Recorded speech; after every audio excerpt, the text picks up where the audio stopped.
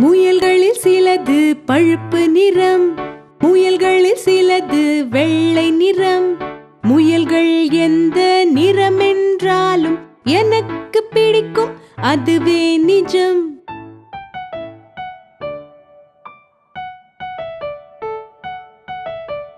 முயல்களில் சிலது பழுப்பு நிறம், முயல்களில் சிலது வெள்ளை நிறம்.